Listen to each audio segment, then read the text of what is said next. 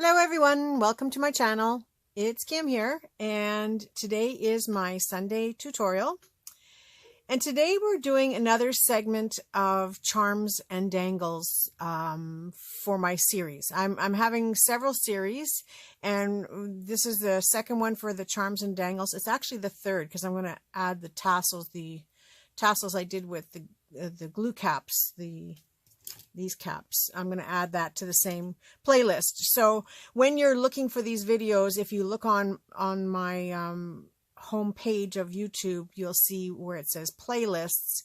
And if you look for the playlist that says charms and dangles, all of the videos that are sort of loosely related to charms and dangles will show up in the one list, and you can watch them. You can binge watch them if you like, or at least watch them all together. So today I thought, I was going through a box of jewelry stuff because I still have not unpacked my whole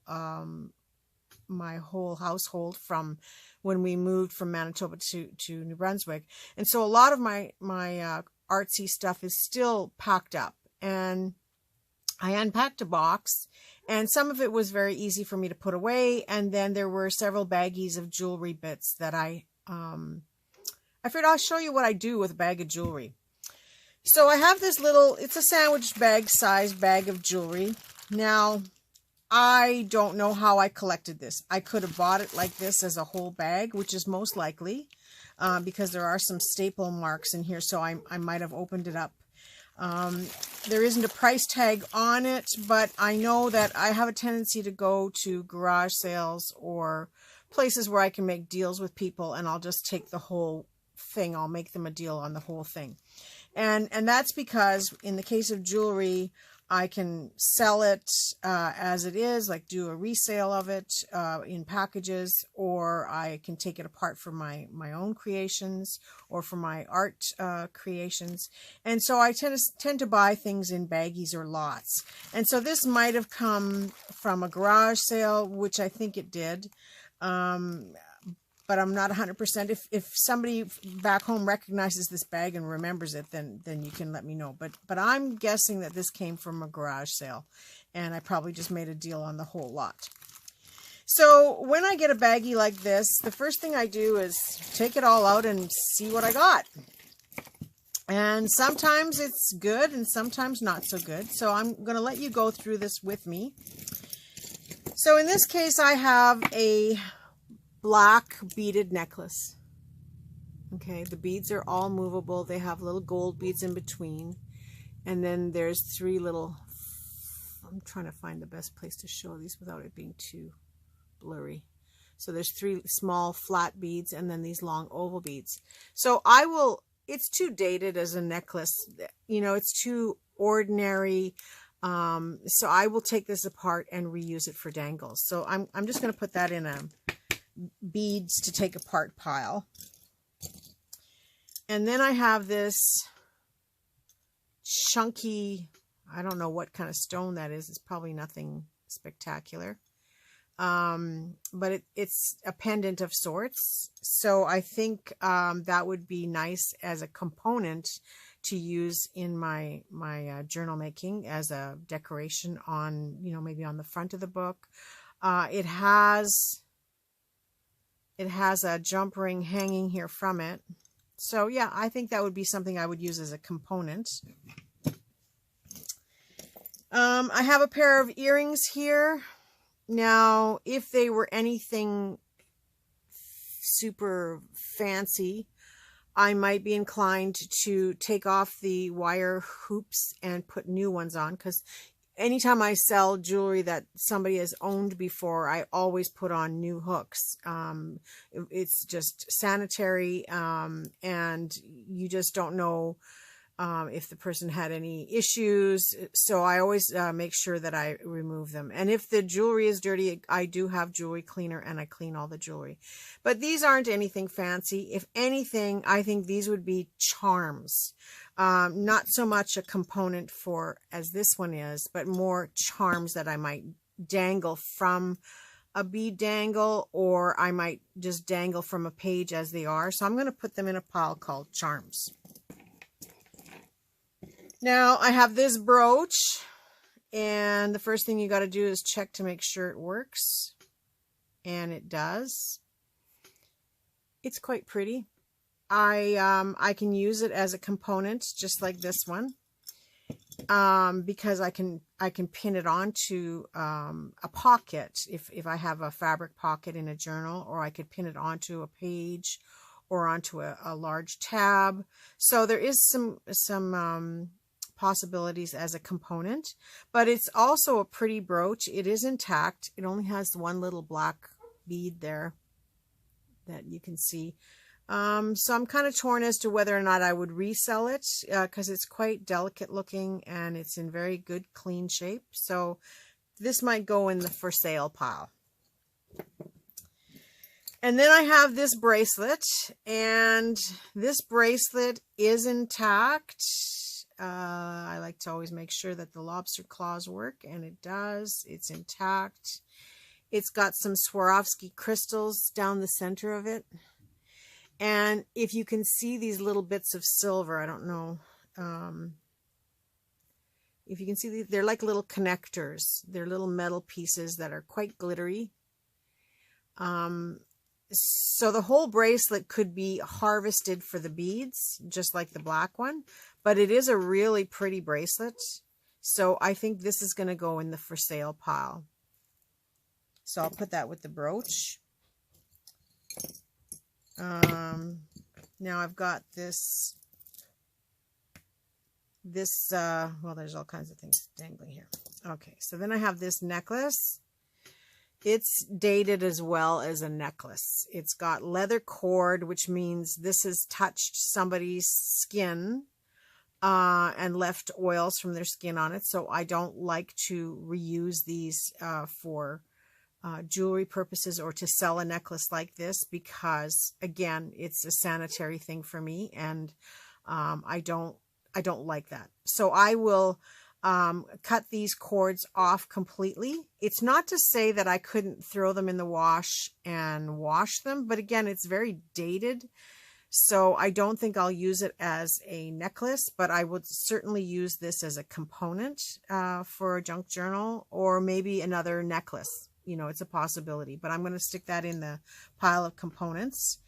And on here is a couple of nice findings, and there are a couple of beads that I can harvest off here. So I don't know if I can get this off without cutting it. No, I got to cut it all together. So I'm just going to take my scissors, and you're watching me do this, and I'm going to cut it off. Now, again, this cording could be used as some type of a tie, and I'm taking the beads off here at the same time. It could be used as a tie. I'm going to put this in the beads pile. And there are findings on here on the other end, so I might as well just cut the other end off of here. And I will later on take the findings off of here, because yes, I do reuse this type of a closure. I don't know if you can see it. I will reuse this type of a closure for another piece of jewelry. And this will go in the scrap pile that, you know, I think I'll just tie a knot in it. And next time I'm doing some dishes, I'll just rinse it off in the dishwasher, in the dishwater when I'm finished the dishes, and let it dry somewhere. And then I would use it for crafting cord of some sort. So you can see I don't waste anything. The only thing that's going to go in the garbage is the two ends that tied the necklace together that are attached to these findings. So let's just keep going here. Now there is another necklace here.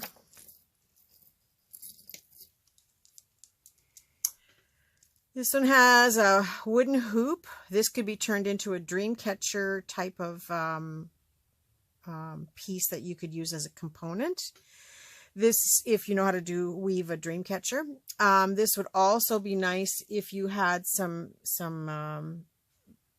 fabric and then or ribbons. This isn't very wide, but you could attach this on one end and then have a tie that just comes through on the other side.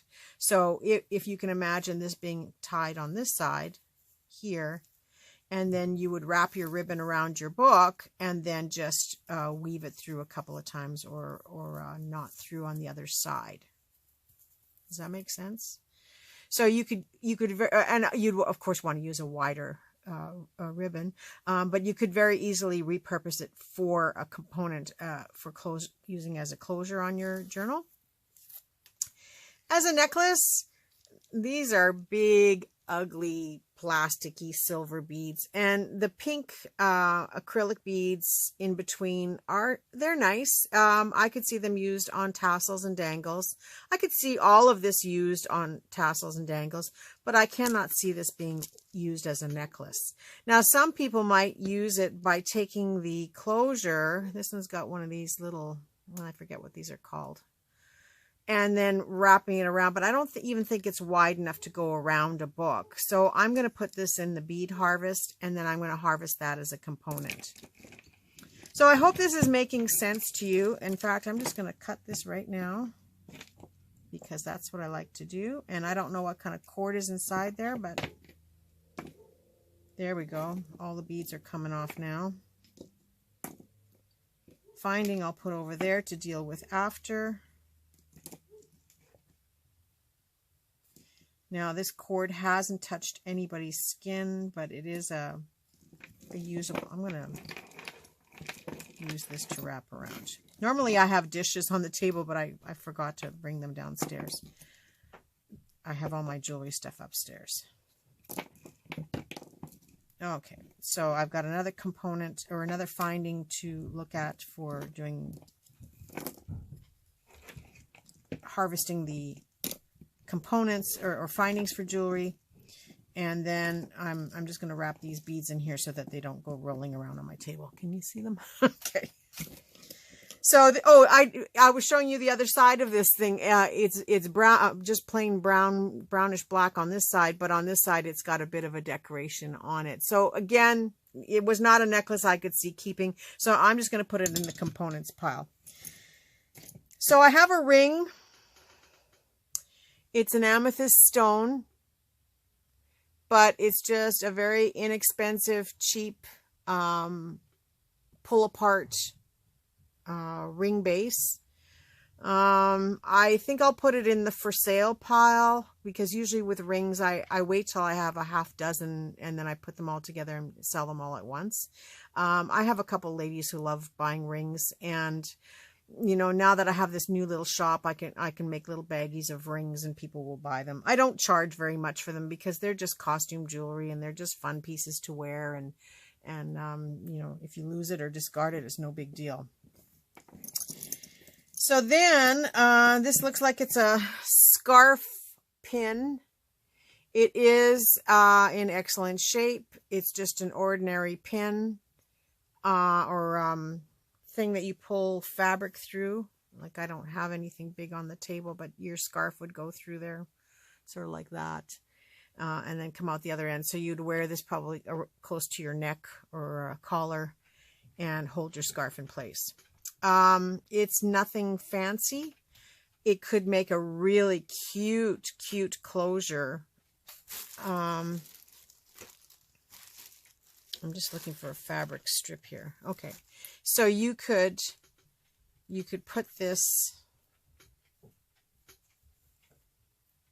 through coming the one way as part of a tie, and then turn around and have it coming through the other way and close your book off like that. So I really like this as a journal component. So I'm going to stick it in the journaling pile. Nobody really wears these much anymore for scarves, but I mean, I could possibly sell it, but I'm keeping it in the components pile. So, a safety pin. Well, that's like findings. I'm going to go with this necklace first because I want to get this one out of my way. These were a disaster when they came out. They are made up of very small, very inexpensive, thin little filigree pieces. To wear this on your neck, a lot of times the jump rings would come apart, so you'd have pieces that didn't hang properly. It never sat properly on anybody's neck. And the reason I know this is I've had a few of them in my shop at one time, and you know, they never looked nice on anybody. To me, they always looked horrible.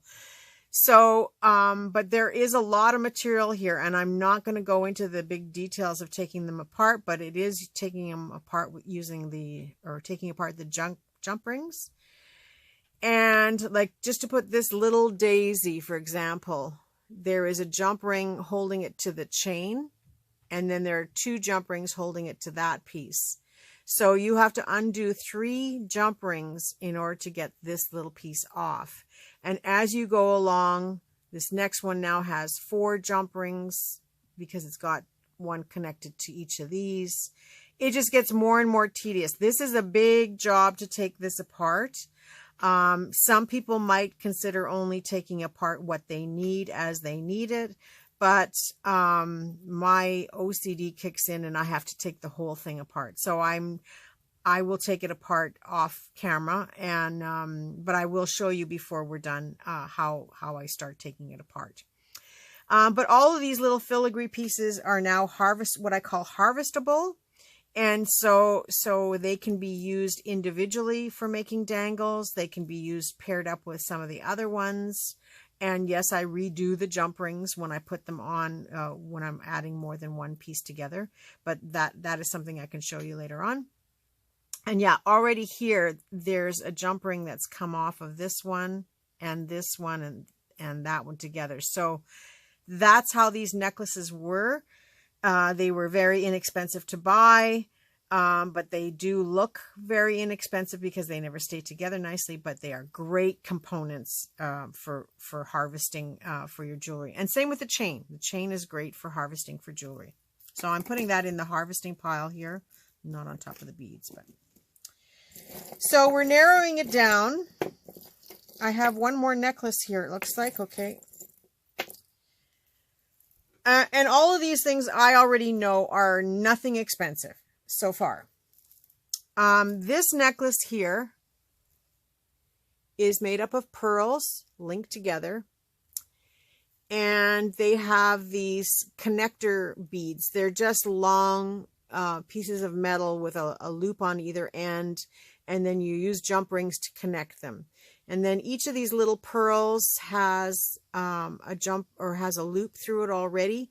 These are great necklaces if you want to just take off this much and use it as a dangle. It's perfect. Or you could take three of these beads off, and there's a jump ring at the end of that one right now, and you could turn around and put something like this at the bottom of it and have a nice long fancy dangle. I hope that you guys can see this good. So there are lots of possibilities by leaving them on the jump rings, and again, only taking off what you need. You have a huge lobster claw at the top here, which is what they use to put the necklace on. That can also be left right on the beads itself, and you could just chop it off wherever, and you've got an instant piece that has a lobster claw on to hook onto another piece of jewel, or onto a journal, or onto another charm. Or you could add, this is quite a large jump ring between the beads and the lobster claw, if you can see that. So you could add several strands to that same jump ring and make a very clustery tassel out of beads and chain. So you could have this come several times hanging from the same lobster claw. You could use the whole necklace if you wanted. I would just make sure to open them up at the bottom so that they dangle freely. And all of this can be dangling from the one lobster claw off of your journal. So you'd have lots of movement, lots of airiness, and you'd have tons of beads. And that would not be very much work to do. So I don't know if you understand what I meant by that, but maybe you'd snip it about here, or open it up from about here. Then you'd take this piece and then also put that on the lobster claw and just keep going until you've got all of them used up and hanging freely. So this is a great one to keep as it is, or to wait until you really know you want to use it, and how you're going to use it. So I will probably just hang it up in my studio which is what I like to do. I like to have, you know, necklaces hanging from different areas. And it just reminds me that I have this available to use when I want to use it, because maybe I don't want to use it all in one connected piece. Maybe I just want to use a little snippet of it. And so then I can just chop it off and then still close it again with the lobster claw until I'm ready to use the next part of it. So that is something I will keep together until I'm actually going to find a use for it, or if I'm sitting down and making tassels or whatever. So this one will stay together, but I'm just going to put it next to the harvest pile. So we're getting down to some small bits and pieces. So let's see what I've got here. I've got, okay, I have another brooch. It's a little flower brooch. Again, this is something that probably could be saleable. Looks like it's in really good condition. And looks like this should work. Yeah, it fits in there nicely and closes nicely. So I would use it, or I would sell that as a brooch the way it is. If the brooch pin on the back was broken, I would take my wire snips and I would snip off the brooch at both ends, and then this would become a component that I would use on my journals or on my art pieces. And there's a lot of little intricate bits in there. It could even be sewn on or dangled from something. You could probably get a little jump ring through there, through the leaf, and dangle it. But the way it is right now, if it were broken, these back pieces are way too big to have sticking out of your journal. So I would snip them off completely and then just work with the piece itself. But it is a nice piece. So again, I'm going to put it in the for sale pile. I'm just trying to sort and see what I have here. There was another little baggy bit that came with it, but where'd it go? Oh, no. Oh, here it is. Okay. So this looks like a single earring. That's a single earring. This is a pair. Okay, that's 3 different bits. This is a pair.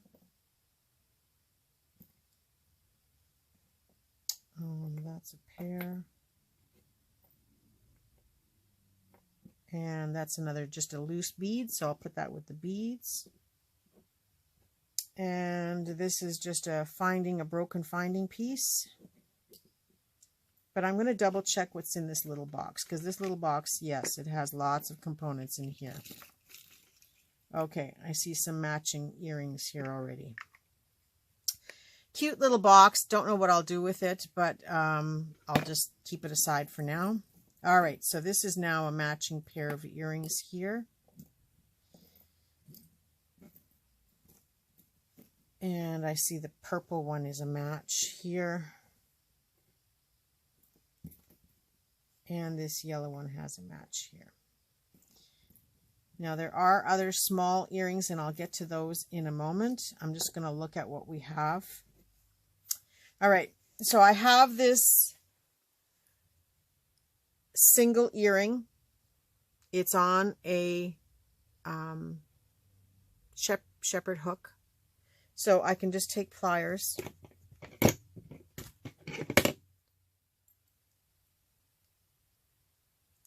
and open up the shepherd hook.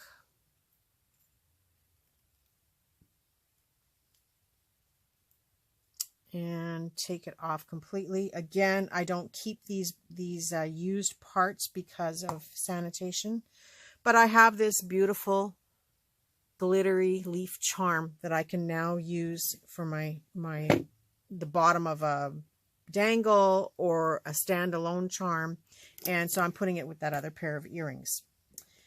I have this piece of seashell. Again, it's got the earring part attached to it, so I'm just going to remove that.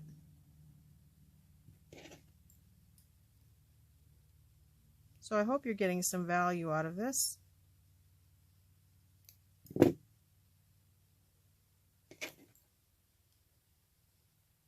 All right, So I have another charm here. Now this baggie had two, probably just decorative stones, but nice just the same. So they already have the jump ring on here. They have a bead cap at the top, and so they're ready to be charms of some sort. You can turn all this back into jewelry if you want to, but I look at it that this is not something I would personally wear. So I'm putting it in my charms components or pieces here. Now I have a glass, multifaceted. This is a nice crystal. So I will just leave the hangers on here. They weren't worn, but I'll leave them on here as possible use for dangles. This glass has a hole at either end, so I may take one of the hooks out and dangle something from this, or I may use this as the dangle and then still dangle something off the bottom, or just take the finding piece out. Hope you can see that. So that's going into my charms pile. I have this pair of earrings here. They're big blobby earrings. And they have the worst back on them because they have a post to go through your ear. And then they have this snap thing like a clip-on earring that goes through it to hold it on your ear. Not a lot of use for these as far as for journals to push through your journal, because it's too wide of a piece from here, from the end of the earring metal piece that sticks out. There's just too much room unless you're doing a really thick book, but then you have to deal with this being on the other side, and it's a little bit sharp and bitey, so I wouldn't necessarily want to use it. So they're a little harder to take off in some cases because they weld them right into the earring, but with a little back and forth you can get it off. And then this piece at the back here, again, it's welded right into the earring, so it does take a little bit of work to go back and forth with your pliers and yank it off. If you try to cut it off, you have to deal with really sharp edges. And it was a pair, but I don't know. Would you wear these? I wouldn't wear them. I don't wear much jewelry, but if I was to wear jewelry, I sure wouldn't rush out to get these. So again, these are pieces that were, close to your skin, and so it's very personal. So I've taken the clip off. There's still a little bit of a sharp nub on the back side of this, but to give you an idea of how I would use this, if you can imagine that I have one of these filigree pieces taken off of here, and I glue it down on top of the filigree piece.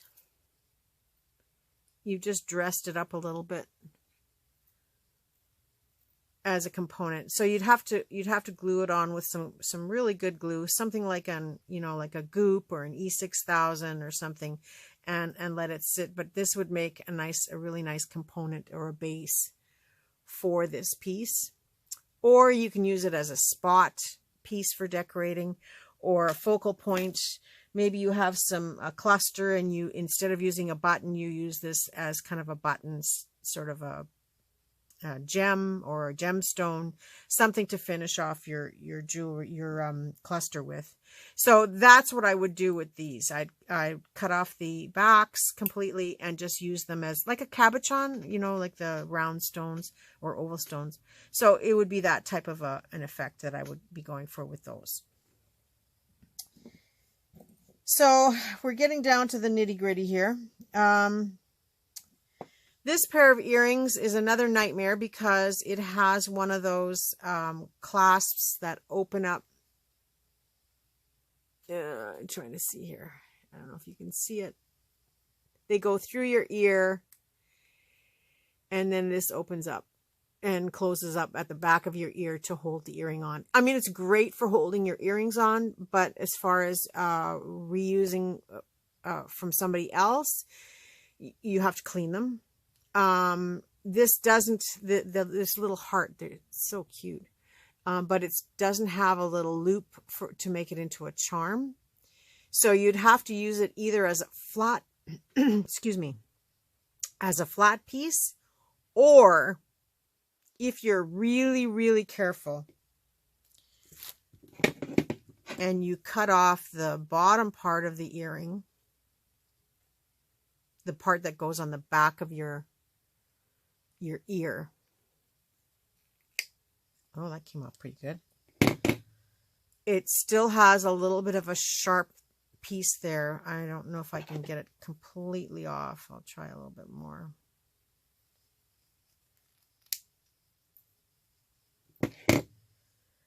Still going to have a little bit of a nub there. Anytime when I have a little sharp edge there that's could scratch or hurt somebody or snag something, I always put like a little dot of either hot glue or goop or E6000, something to cover that sharp edge. But now I've got just the top, the piece of the hook that went through the ear.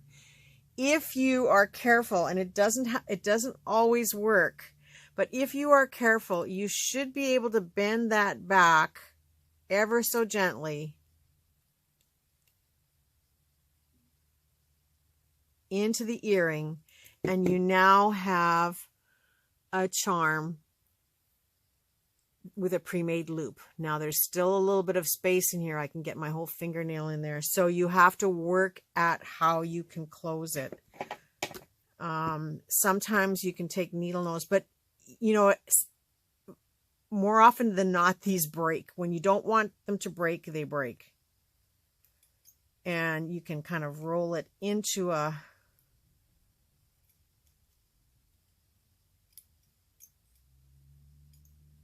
now I'm holding the end of it, so I'm hoping it won't break.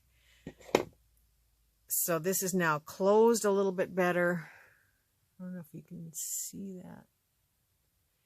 And so now it becomes a charm that you can use in your jewelry, and just bending it ever so slightly up. So it now becomes a charm just by rolling that piece back. And the only reason I did that is if I cut all of this off, it's just a flat heart piece. And you can do that. You can cut it and then just glue it onto something, again, like a button. But it's such a pretty piece that to be able to save it and make this into a loop that is usable to dangle off of something else is kind of cool too. So I hope you got my drift on that one. It'll need a little bit more work, but it now becomes a charm, which means, and I'm not going to do it again, which means this one becomes a charm. So now these two earrings here, very glittery. I don't think you can see the full, like it's very iridescent, really nice glitter to it. Automatically, I look at these and think they could be gorgeous charms. Or I can painstakingly take this hook off, put new hooks on it, and turn them back into earrings. But only certain people would wear these as earrings. I think I have more mileage and more possibility as charms. So I'm going to put them in the charms pile and take these earring backs or earring hooks off altogether, and then just rehook them with some jump rings. I think I'll get more mileage, and like, how pretty is that to put in a book page or on a journal? A pair of amethyst earrings. It looks like the hook is gone on that one, which is probably why it ended up in the junk jewelry. But the little tiny closed loop at the top is still there, so this instantly becomes a charm. And this one still has the finding on it, the little earring finding. So I'm just going to take that off, and this instantly becomes a charm. 2 more pairs of earrings. Again, I'm going to take the findings off of these, but, and here's the but, these ones could be gold. It's not 100%, but I'm going to check them. And the way to check gold earrings to make sure that they're gold is to have a magnet, which I have 3 little magnets on this thing. It's not the strongest magnet in the world, and it sticks to the magnet, so I know right away it is not gold. So that means these are just cheap little dangly type charms. I can just take them right off the earring top and use them in my charms. Same with these ones. I have a little cameo. Isn't that pretty? Dangling from the earrings. I'm just going to double check to make sure it's not gold. Oh. Okay, so we have a possibility here. Now, this is not the strongest magnet, but I will test from here to see if I can pull it. All right, I'm going to put these in the questionable ones, and we'll talk about that after. And I have this locket, and I kind of already know that there's a possibility that it is silver because the inside of it is still pretty clean, and the outside is very black. So I'm just going to take my magnet, and let's see if I can lift it up. Nope, I can't lift it up. There is an inscription on the back side, but I need my magnifier. I use a special magnifier to search out to see whether this is silver or if it's silver plate or what the story is in it. But anything that's real will not stick to the magnet. That includes brass, pewter, gold, silver, anything that is real metal. So there are a few other pieces probably in here that I will check. One for in particular. I'm not going to go through all of these, but one in particular is this pair of earrings that I had seen right away. This is some little glass stones that are hooked on to a little bead cap or claw, and they have wire hoops on them. Now, if I take a magnet to the earring itself, it lifts up. So I know that the cap around the glass stone is just cheap metal. But what I'm questioning are these hooks. These little hooks, you don't see them very often. I'm just taking them off now. They were like a sleeper hook, I think, at one time. And they have a closure on them. If I can just get this one off to show you. They held a little dangle, and then you could turn around and close them.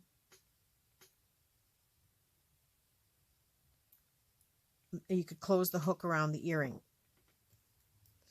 I'm sure you've seen these before, but I'm just going to straighten this one out. It's crooked. So that's what they look like. I hope that's clear. Of course, oh, here, I can maybe try this. No, that doesn't work. Just because I want to show, oh, here we go. Maybe something like this would show it better. I don't know. Let's see. I don't have anything handy. But they have a little thing that you can close the earring to keep it on so it doesn't come off. And a lot of times, these little wires are gold. You can see it's not sticking to my magnet. I can't pick them up with the magnet. So they could be either 10 karat or 14 karat gold. They don't weigh much, but neither is a gram. And when you start talking grams of gold, you're starting to talk in the $20 to $40 range, depending on the type of gold. I put these things aside along with this locket, and I will further examine these other earrings that I showed you. And I put them all aside until I have a nice big bag full, and I go to one of those gold dealers. Now, when you go to them, they have really high-powered magnifying magnets that they use to test the jewelry first. And so sometimes when I take in a baggie, the first thing they do is they use these high-powered magnets, and they stick it in the bag, and half the jewelry comes out of the bag with the magnet. So you can understand the difference between their magnets and mine.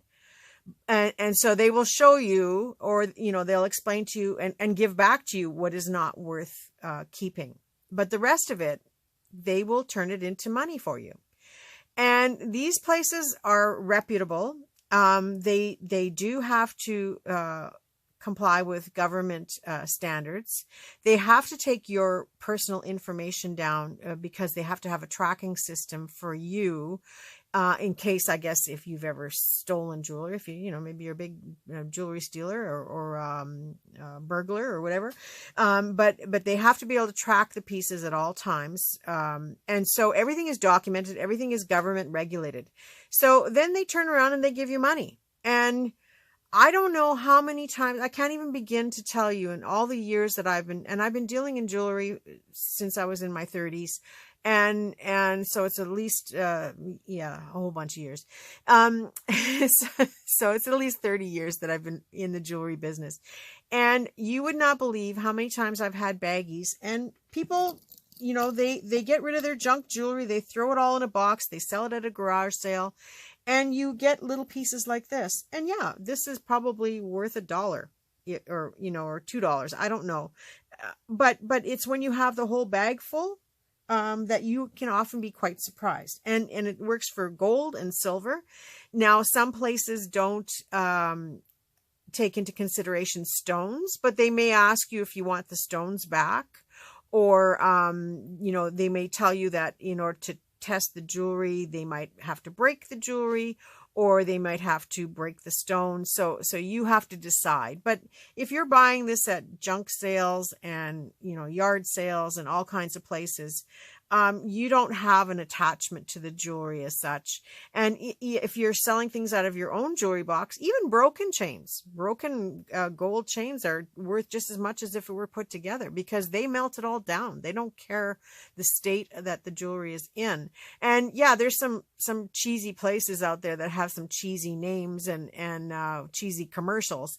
But for the most part, these businesses are legit, and they do give you very good value for your money. And so you'd be quite surprised how many times I've taken out a little sandwich bag like this full of stuff, maybe half full, and it's worth $200 or $300. And I'm blown away every time myself. And I get so excited. It's like found money, because I've already invested just in this a couple dollars. So to find out that all of this is now worth something more than that. And like I said, I just wait till I have enough in a pile, and this isn't very much right now, but I will put it together with my other stuff that I have. And when the baggie's full, I take it down there, and they laugh at me when I come in with my little bag of stuff, and they know that they're going to send half of it back with me, because I don't have one of those high powered magnets. I do have a better one than the one I'm using here, but not as good as theirs. And so they laugh at me when they send me back with half. But when they send me back, then I take that same jewelry and I go through the same process as this to decide whether or not it's usable or not. And just to give you an idea, you saw that I cannot lift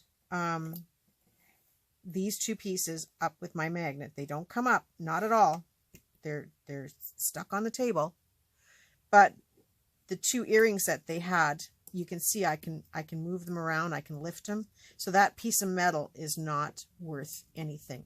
So what happens now with these is they become charms that I can dangle off of my other pieces or as standalone. So I have this big baggie now of charms going on here, and this goes in my gold pile.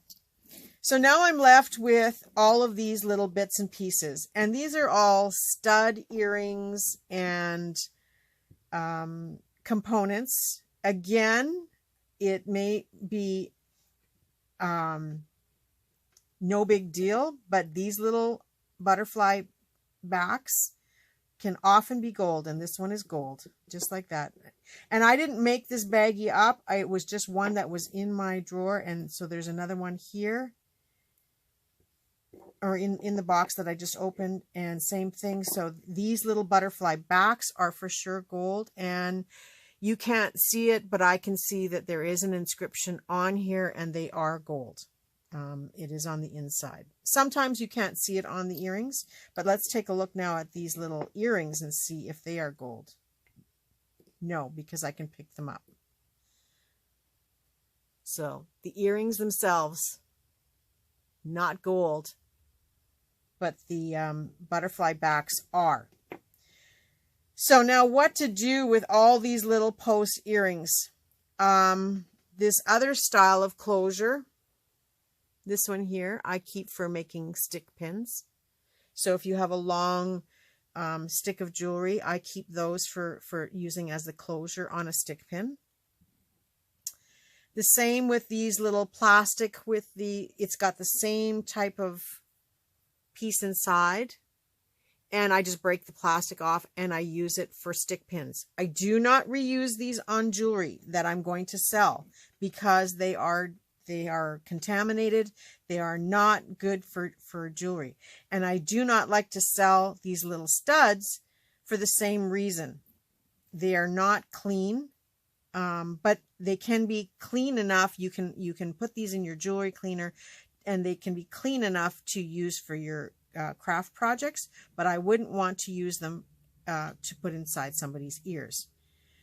Now there's these little tiny posts that are often, they're made out of such little material. They're so lightweight that I always question, is that gold? And yep, this one is gold. Again, people don't have the value. They don't, it's not 100%, but I'm sure if I have my magnifier and I take a closer look at this, I will be able to see that it is gold.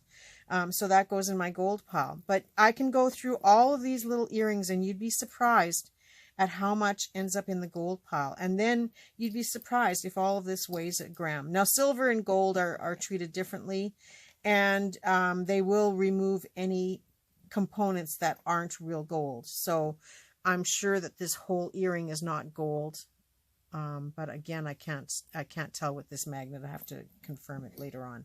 But yeah, it goes into one pile and not in the other. And just to give you an example, again, is I'm going to take apart some of these things, and you can see right away that some of them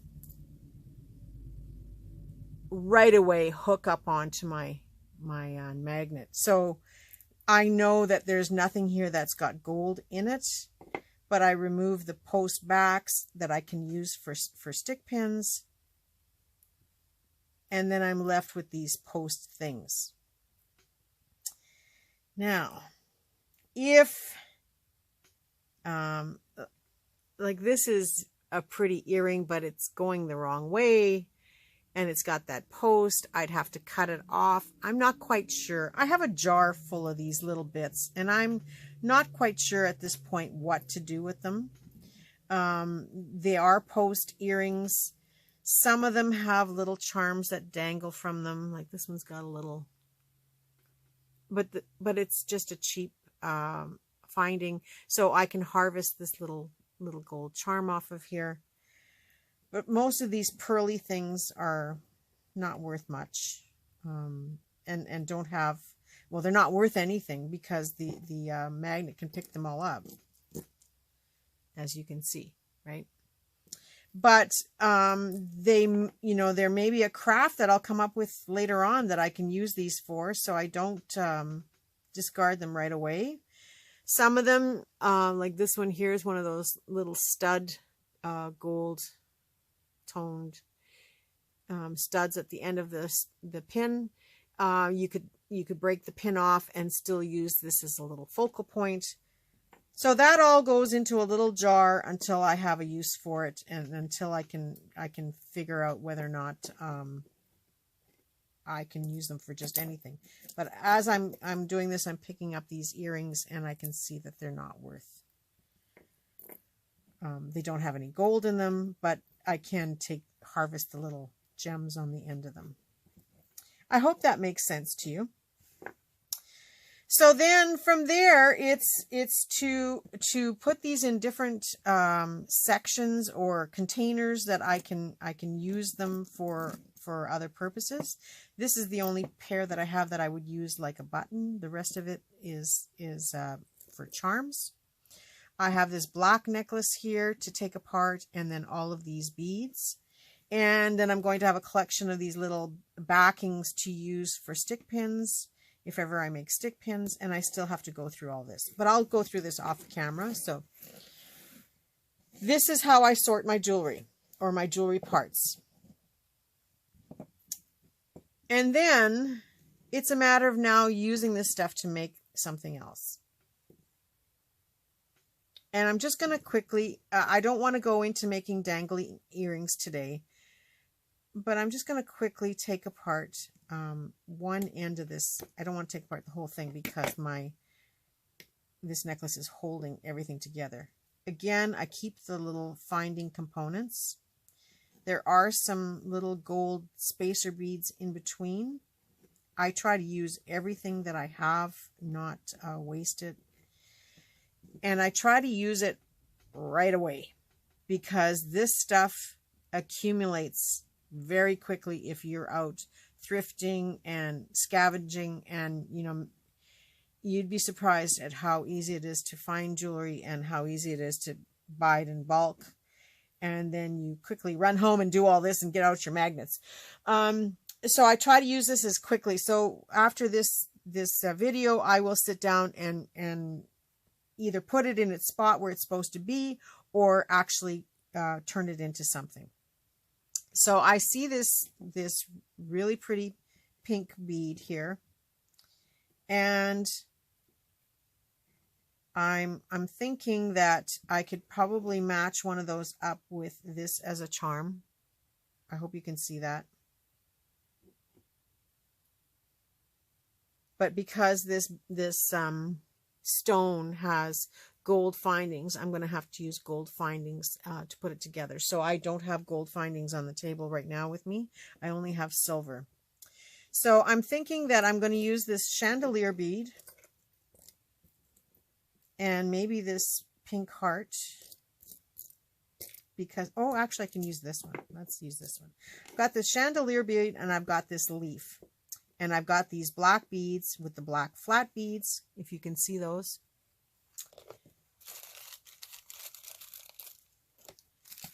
And I've got two different types of findings. And I don't want to go into really big detail about this today, because I would like to have a day where I show you how to make different dangles. But I have two different types of findings here, and these are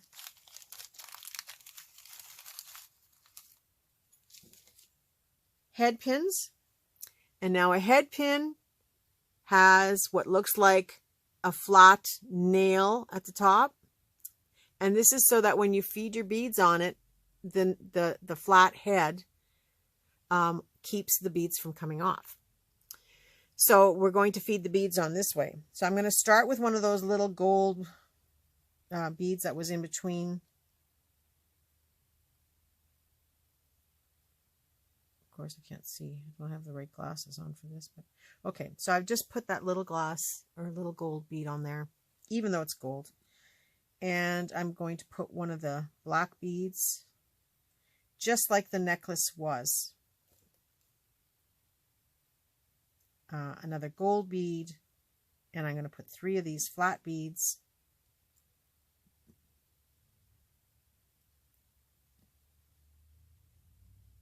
And a gold bead onto that one head pin, and it's the head at the bottom that's holding this all on. And I'm just picking this design because that was the design in the necklace. So then I'm going to take my pliers, and again we will go into this into full detail on a dangle video. And I'm just going to bend the wire down. Can you see that I've bent it down? And the wire is 1/4 of an inch long that's left over, and that's about what I use. And I've got it sort of 45-degree angle from the top of the necklace, or top of the earring, or dangle. This is how I used to make earrings. And then I'm taking my round nose pliers, and I'm just going to grab the end of that wire and roll it into the top of the bead so that it touches the other wire.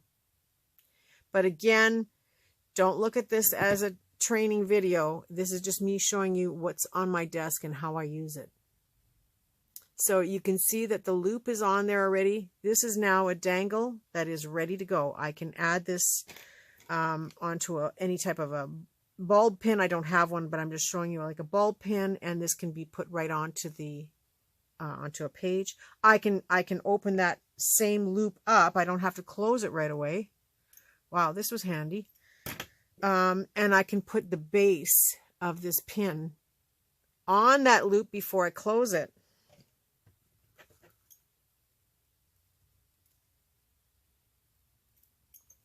And now I have a dangle that dangles from a safety pin. Now, I didn't plan this, you guys. This was just in the package. I honestly did not plan this. So this dangles right and can be added onto a tab, onto your journal page, onto a pocket, onto the cover. So it's ready to go. Now, this one with the leaf, or this leaf here and this crystal, this is called an eye pin. Okay, and that's because it's got a loop on the end of it. You can see the loop there. And there are other jewelry videos that can probably show you this part a lot better than what I'm showing you. You know, they're in the jewelry business for videos, so they can probably explain these a lot better. But so I'm going to do exactly the same thing with these same components, but I'm going to feed it onto an eye pin. The eye pin will still hold that little gold bead in place so that it's not going to come off. It's on the pin, and feeding the oval and another one of these little gold ones if I can grab it.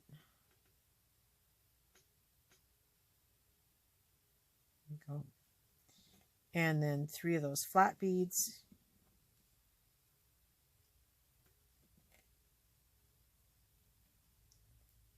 And this pin is just a little bit shorter, so I only have about 1/4 of an inch left at the top, so I'm not going to put that little gold bead at the top. But I'm going to take my pliers and bend the wire down. And then I'm going to take the round nose pliers and I'm going to roll it into a loop, just like the other side. And I see that this was just a little bit loose.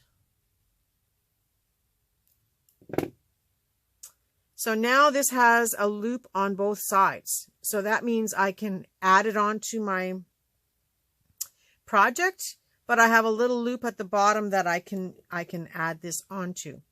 Now I can open the pin up just like I did the other one.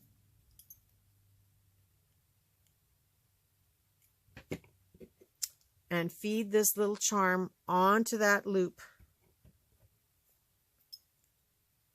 Now, it takes a little bit of experience and it takes a few times of trying, but we will do this together in another video, I promise.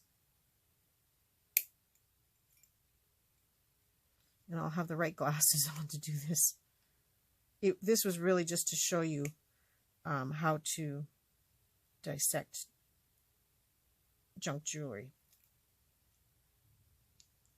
Okay, so I've now added the leaf onto the bottom.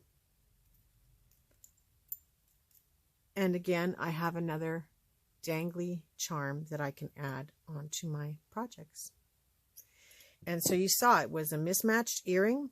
You saw where these beads came from, but isn't this gorgeous? This is like, you could spend a lot of money buying these things, and you can make them yourself out of the junk jewelry that you pick up at garage sales or thrift shops or from your friends' jewelry boxes. Just don't tell them about the gold part, or tell them.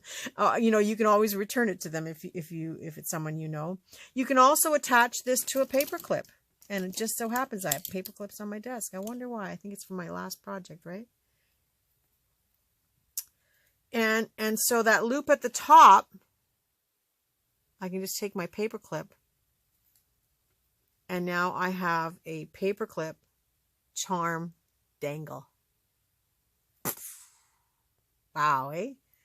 So it's endless as to what you can do with that jewelry that was just junk,